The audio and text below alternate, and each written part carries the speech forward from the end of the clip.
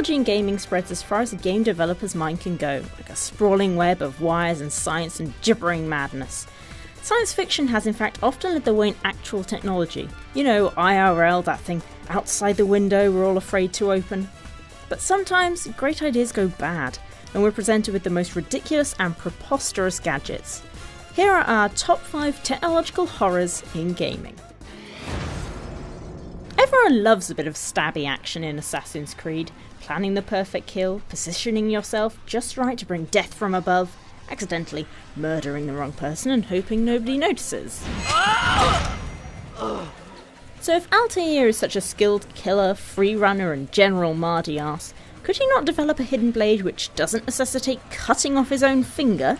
Why could no one in the whole Brotherhood work out that it's possible to conceal a blade without mutilating yourself? Why not just hold it? Or duct tape it to your arm? Okay, no duct tape yet. Moving on. The whole thing seemed an even greater waste of time when Leonardo sorted it in about 2 seconds flat.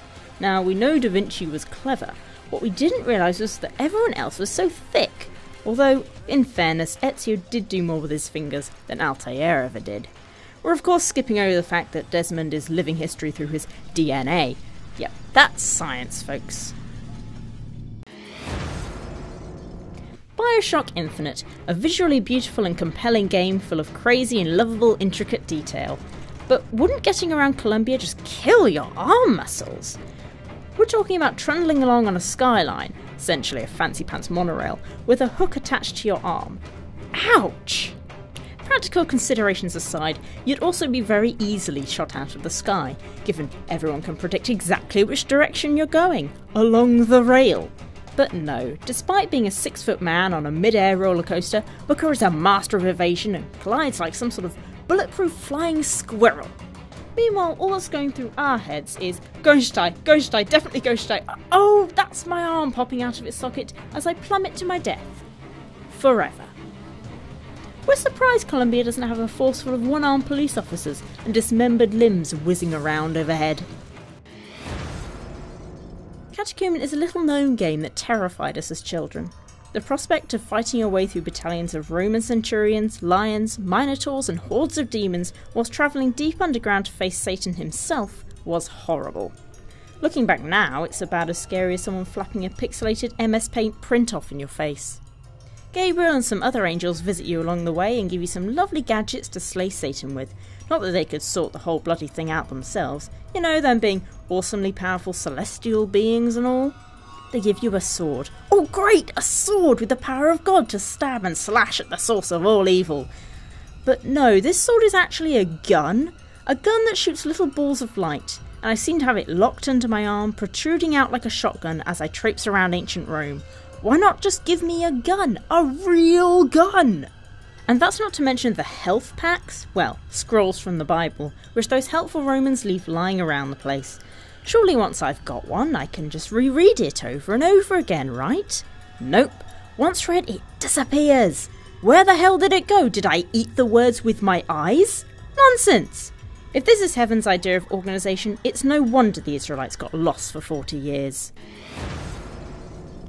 Zork Grand Inquisitor, a mix of magic, zany technology and awkwardly funny cutscenes, in which we travel with our Totem Eyes pals to overthrow a tyrannical government headed up by geek legend Eric Avari.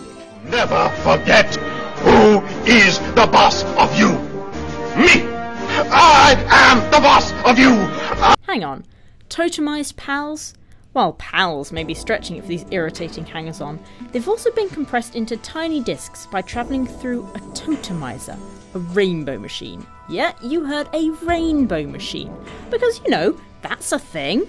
How lovely! You can admire all the colours of the rainbow as you're sprayed, stamped and jolted, only to emerge from the other side and immediately pop out again into your natural form. But I forget. As the ageless, faceless, gender-neutral, culturally ambiguous adventure person protagonist that I am, that being minced and reconstructed like a mechanically reclaimed Frankfurter couldn't possibly hinder me. What's more is that because the totems are so small and mobile, you're obliged to constantly carry around your oddball team. Yay, friends! Putting aside that the Matrix franchise is based in a post-apocalyptic machine-ruled dystopia, there's one part that really grates on us. In the multiplayer PvP set inside the Matrix itself, where things should be as they are today, or at least as they were 14 years ago, you can play as a car fighting a car. A car fighting a car? In an alleyway on its hind wheels? No reasoning, just keep punching rubber on bonnet until one of you falls over. At least there's no chance of Shia LaBeouf crashing the party. The alleyway party, that is. With cars. Did I mention the fighting cars? There are fighting cars!